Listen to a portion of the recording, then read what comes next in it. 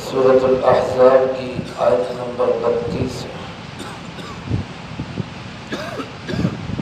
الحمدللہ وکفی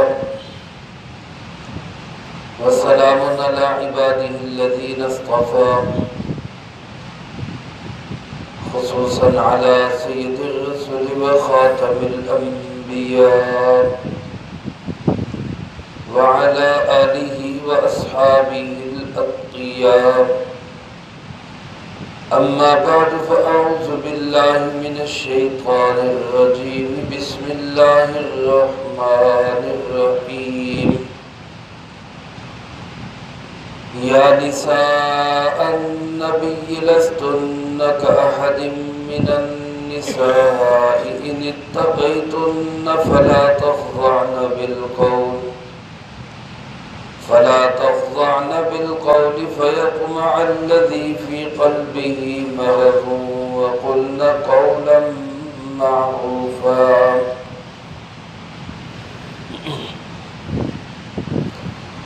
یا نساء النبی، اے نبی کریم صلی اللہ علیہ وسلم کی بیویوں، لستن کأحد من النساء، نہیں ہو تم کسی عام ایک عورت جیسی، ان اتقیتن،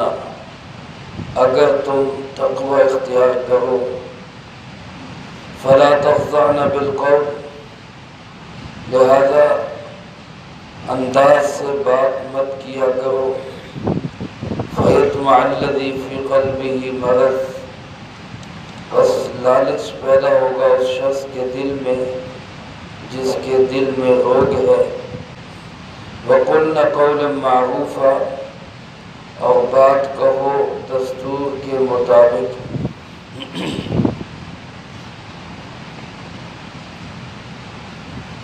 اس آیت مبارکہ میں اللہ رب العالمین نے ازواج مطہرات کو دنیا کی تمام عورتوں سے الگ قرار دیا ہے، اور اس کے ساتھ ہی چند ایک ہدایات جو ہیں تو تمام عورتوں کے لیے، لیکن بالخصوص ازواج مطہرات جن کا مقام بہت بڑا ہے،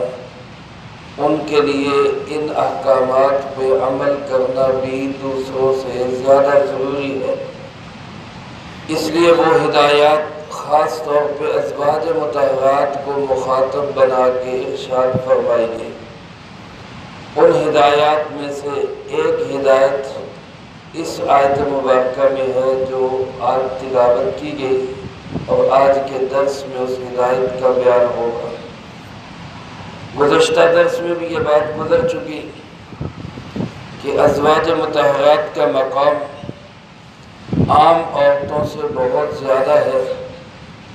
اس لیے اگر ان سے کوئی غلطی سرزد ہوگی، کوئی کوتاہی ہو جائے گی، تو اس کا وبال اور وزر اور گناہ بھی دوسروں کی نسبت ڈبل ہوگا، اور اگر وہ کوئی اچھا کام کریں گی، نیکی کا کام کریں گی، اللہ اس کے رسول صلی اللہ علیہ وسلم کی فرما برداری بجا لائیں گی، تو جہاں دوسری عورتوں کو ایک ایک اجر ملتا ہے، ازواج مطہرات کو دوہرا اجر ملے گا، کیونکہ ان کا مقام بہت بڑا ہے۔ اسی کی بات کرتے ہوئے اللہ پاک نے ارشاد فرمایا، یا نساء النبی، اے میرے نبی علیہ السلام کی بیویوں، لستن کأحد من النساء ان اتقیتن،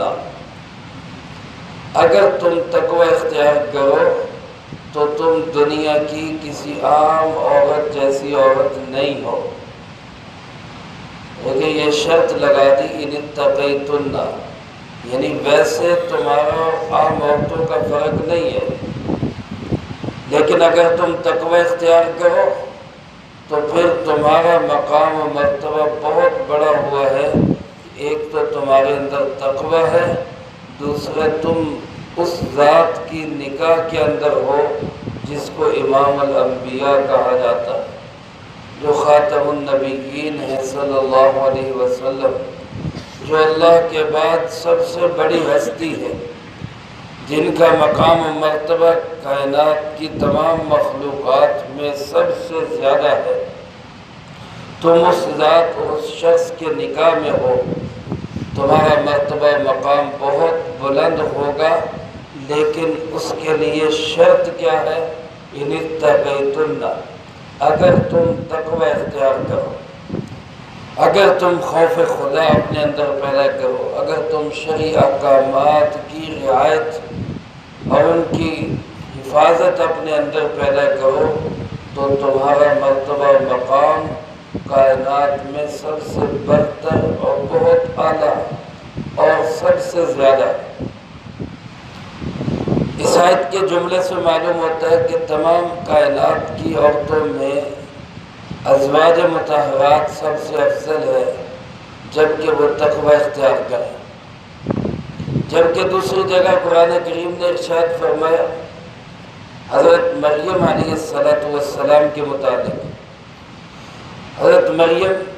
جو حضرت زکریا علیہ السلام کی بھانجی ہیں، وہ ان کے خالو تھے، یہ ان کی بھانجی ہیں، قرآن کریم میں ان کا تذکرہ ہے۔ حضرت عیسیٰ علیہ السلام کی والدہ ماجدہ ہے،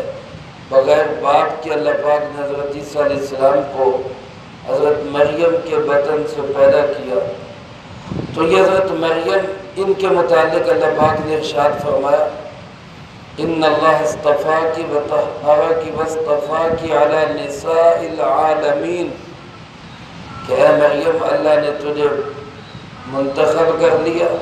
تجھے چن لیا، تجھے پاکیزہ بنایا اور تجھے تمام جہان کی عورتوں پر فوقیت دی۔ اس آیت سے تو معلوم ہوتا ہے کہ جہان بھر کی عورتوں میں سب سے افضل عورت حضرت عیسیٰ علیہ السلام کی والدہ ماجدہ سیدہ مریم علیہ السلام ہے۔ اور دوسری ایک حدیث پاک میں رسول اللہ صلی اللہ علیہ وسلم نے ارشاد فرمایا، جس میں آپ نے 4 خواتین کا ذکر کیا، 2 خواتین اس امت سے پہلے کی اور 2 خواتین اس امت کی۔ آپ نے فرمایا کمل من الرجال کثیر، مردوں میں بڑے بڑے باکمال مرد گزرے ہیں، لیکن عورتوں میں فرمایا 4 عورتیں باکمال عورتیں، ان میں سے ایک فرمایا حضرت مریم، دوسرا آسیہ بنت مزاحم، فرعون کی بیوی آسیہ، یہ 2 پہلی امتوں کی خواتین ہیں۔ اور 2 خواتین اس امت کی حضرت خدیجہ بنت خویلد رضی اللہ تعالیٰ عنہ، زوجہ مطہرہ رسول اللہ صلی اللہ علیہ وسلم کی پہلی بیوی، اور چوتھے نمبر پہ فرمایا انہی کی چوتھی بیٹی سیدہ کائنات حضرت سیدہ فاطمہ رضی اللہ تعالیٰ عنہ، رسول اللہ صلی اللہ علیہ وسلم کی چوتھی بیٹی اور سب سے چھوٹی بیٹی اور لاڈلی اور پیاری بیٹی اور کائنات کی تمام عورتوں کی سردار بیٹی۔ یہاں یہ 4 خواتین بیان کی گئی۔ قرآن کریم نے حضرت مریم کو فرمایا علی نساء العالمین، اور اس جگہ اللہ پاک ارشاد فرماتے ہیں ازواج مطہرات کو کہ تم سب سے افضل۔ تو اس کا حل کیا ہے؟ یہ تو اب تضاد آ گیا، ادھر ازواج مطہرات کو کہا گیا سب سے افضل، ادھر حضرت مریم کو کہا گیا، ادھر ان 4 خواتین کو۔ تو علماء نے لکھا ہے کہ سب سے زیادہ باکمال خاتون قرآن کریم کے فیصلے کے مطابق حضرت مریم ہی ہے۔ اس کے بعد باکمال خواتین میں درجے کے لحاظ سے 4 خواتین، جن میں ایک حضرت مریم ہے، 3 دوسری خواتین ہیں، ان کا تذکرہ ہے، وہ افضل ہے۔ ازواج مطہرات کو جو فرمایا گیا کہ تم جہان بھر کی عورتوں میں سے کسی جیسی نہیں ہو، یعنی تم ان سے اعلیٰ و افضل ہو، یہ فضیلت ایک خاص وجہ سے ہے، اور وہ وجہ رسول اللہ صلی اللہ علیہ وسلم کی زوجہ مطہرہ ہونا ہے۔ اعمال کے لحاظ سے، صفات کے لحاظ سے، اپنی شخصیت کے لحاظ سے جو کمال ہے وہ انہی 4 خواتین کے اندر ہے۔ ازواج مطہرات کو جو کمال ملا ہے وہ کمال صرف یہ ملا ہے کہ یہ رسول اللہ صلی اللہ علیہ وسلم کی ازواج ہے، یہ بیویاں ہیں آپ صلی اللہ علیہ وسلم کی۔ اس لحاظ سے یہ ایک سائڈ سے ان کو ایک فضیلت حاصل ہے،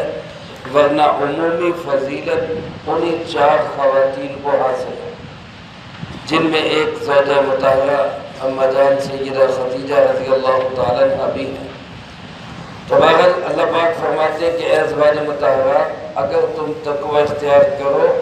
تو تم جہان بھر کی عورتوں جیسی نہیں ہو، تم ان سے بہت اعلیٰ اور عرفہ مقام رکھتی ہو، تمہارا مرتبہ مقام بہت اونچا ہے۔ تو جیسے مرتبہ اور مقام اونچا ہے، ویسے دوسری عورتوں پہ جو پابندیاں ہیں وہ پابندیاں عام عورتوں کے لیے چھوٹے درجے کی ہوں گی، تمہارے لیے اعلیٰ درجے کی۔ تم ان پر دوسری عورتوں سے زیادہ عمل کرو۔ چنانچہ وہ پابندیاں کون سی ہیں؟ پہلی پابندی اللہ پاک نے ارشاد فرمائی، فَلَا تَخْضَعْنَ بِالْقَوْلِ، اپنے لہجے کے اندر، اپنی گفتگو کے اندر اور اپنے بول چال کے اندر ناز و انداز پیدا نہ کرو۔ اپنے بول چال کے اندر ایسا طریقہ اختیار نہ کرو کہ جس کی وجہ سے کسی بیمار دل کے اندر کوئی طمع اور لالچ پیدا ہو۔ عورت کو بعض اوقات بضرورت غیر مردوں سے بات کرنی پڑ جاتی، ضرورت کے موقع پر، اس کی اجازت ہے۔ عورت کی آواز سطر میں داخل نہیں ہے، عورت کی آواز پردے میں داخل نہیں ہے۔ بضرورت عورت کی آواز دوسرے مرد کو سنائی جا سکتی ہے، سنی جا سکتی ہے ضرورت کے موقع پہ، لیکن جب ضرورت کے موقع پہ بات کرنی پڑے تو ایسے نرم و نازک لہجے کے اندر ناز و انداز کے ساتھ سٹائل مار کے بات مت کرو کہ جس کی وجہ سے کسی دل کے اندر کوئی طمع لالچ پیدا ہو۔ عورت کو یہ حکم ہے کہ جب وہ غیر محرم مرد سے بات کرے تو وہ سخت اور کرخت لہجے میں بات کرے، سخت لہجے میں بات کرے، تاکہ کسی کے دل کے اندر کوئی کسی طرح کا کوئی غلط خیال اور وسوسہ پیدا نہ ہو۔ مثال کے طور پہ کوئی آدمی کسی کے گھر گیا، وہاں گھر نہیں ہے، کوئی خاتون ہے صرف، تو یہ نہیں کہ اب وہ اندر سے جواب ہی نہ دے، اب وہ پوچھے کون ہے۔ اب اس پوچھنے کا ایک سٹائل یہ ہے کون ہے جی، اور ایک سٹائل یہ ہے کون ہے، دونوں میں فرق ہے۔ اس نے کہا کہ میں فلاں دوست ہوں، حاجی صاحب کا دوست ہوں، فلاں کا دوست ہوں، اب اس کے جواب میں یوں کہے کہ جی گھر نہیں ہے وہ،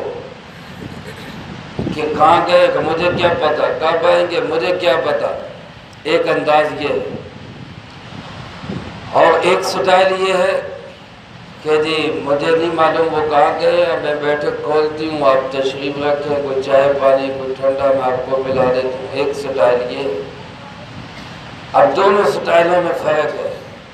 اب پہلا جو سٹائل ہے، اگلی دفعہ وہ بندہ اس کو کہے گا نا کہ گھر آ جانا، وہ کہے گا نہیں بھائی میں تیرے گھر نہیں آتا، تو پتہ نہیں اندر کیڑی ڈیل بنی ہے، تو سیدھے منہ بول دی میں نہیں آتا، تو ہی میرے پاس آ جائے۔ اور دوسرا جو انداز ہے، جب وہ کہے گا میرے گھر آنا نا تو وہ دعا کرتا ہے کہ اللہ کرے آج گھر پھر نہ ہو، پھر مجھے اندر بیٹھ کے چائے پانی کا موقع ملے۔ تو یہ دونوں چیزوں میں فرق ہے، اس لیے قرآن نے یہ ہدایت دی ہے، یہ ساری عورتوں کے لیے ہے، بالخصوص ازواج مطہرات کو اس پہ کہا گیا کہ تم خاص طور پہ اس پہ عمل کرو، کہ جب بھی بات کرو ضرورت کے موقع پہ بات کرنی پڑ جائے، اپنا کوئی مسئلہ بتانا پڑ جائے، کوئی چیز اپنی سامنے رکھنی پڑ جائے تو فلا تخضعن بالقول، بات کے اندر ناز و انداز اختیار مت کرو، نرم و نازک لہجہ اختیار مت کرو۔ اس سے کیا ہوگا فیطمع الذی فی قلبہ مرض، جس کے دل کے اندر بیماری اور روگ ہے اس کے دل میں لالچ پیدا ہوگا۔ بیماری اور روگ کا مطلب یہاں نفاق ہے، جس کے دل کے اندر منافقت ہے، ایمان کمزور ہے، جس کے یقین اللہ کی ذات کا یقین جس کے اندر نہیں ہے یا کمزور ہے، تو اس کے دل کے اندر لالچ پیدا ہوگا۔ آواز کے ناز و انداز اس کے دل کو اپنی طرف کھینچیں گے اور پھر یہ زنا تک لے جائے گا، بد کرداری تک لے جائے گا۔ آج میرے محترم دوستو، خواتین کے پروگرام ہوتے ہیں، ٹی ویوں پہ ہوتے ہیں، ادھر ادھر باتیں ہوتی ہیں، اس میں بڑے ناز و انداز اختیار کیے جاتے ہیں، لب و لہجے بنائے جاتے ہیں، اور وہی دروازہ ہوتا ہے اگلے بے حیائی کے سارے راستے کھولنے کے۔ اس لیے اگر شریعت ہمیں یہ حکم دیتی ہے کہ خواتین کا مردوں کے ساتھ بے محابہ اختلاط نہ ہو، بلکہ اس میں ایک طرح کی شرم و حیا رہے، تو ہمیں شریعت کے اس حکم پہ عمل کرنا چاہیے۔ عورت کا اخلاق یہی ہے کہ وہ غیر مرد کے ساتھ سخت لہجے میں بات کرے، درست اور درست لہجے میں بات کرے،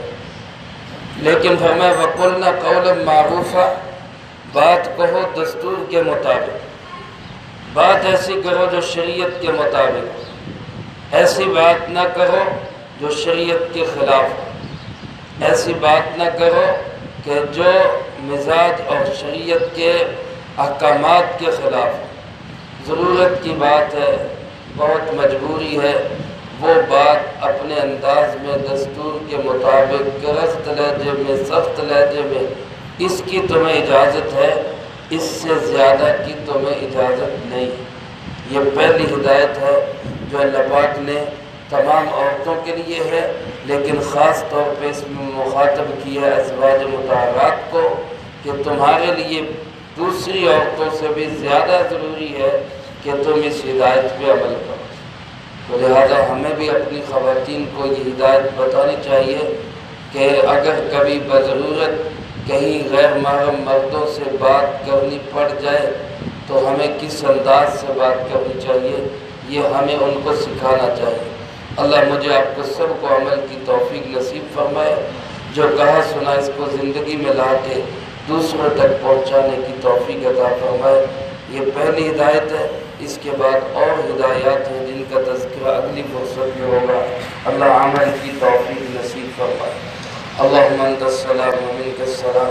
تبارک ربنا و تعالیت یا ذا الجلال والاکرام۔ اللہم اعنا علی ذکرک و شکرک و حسن عبادتک۔ اللہم احسن عاقبتنا فی الامور کلها واجرنا من خزي الدنيا وعذاب الآخرة۔ اللهم باقية كباقية الوليد، اللهم استر عوراتنا وآمن رواتنا، اللهم إنا نجعلك في نحورهم ونعوذ بك من شرورهم، اللهم اكفنا بحلالك عن حرامك وأغننا بفضلك عمن سواك، اللهم اكفنا كل مهم من حيث شئت ومن أين شئت، رب اغفر وارحم وأنت خير الراحمين۔ اے اللہ پاک، اس پورے ہفتے میں جتنا درس قرآن ہوا، ان احباب نے جو اعمال کیے، ان طلبہ عزیز نے، طالبات نے جو پڑھائی کی، اے اللہ سب کو اپنی بارگاہ میں قبول فرما۔ اے اللہ پاک، ان مقبول اعمال کا جو ثواب ہمارے پیارے آقا جناب محمد کریم خاتم النبیین صلی اللہ علیہ وسلم کو پہنچا۔ آپ علیہ السلام کو ہم سب کی طرف سے بہترین جزائے خیر نصیب فرما۔ آپ کے توسل سے تمام انبیاء، تمام صحابہ، تمام اہل بیت، ازواج مطہرات، بنات اطہار،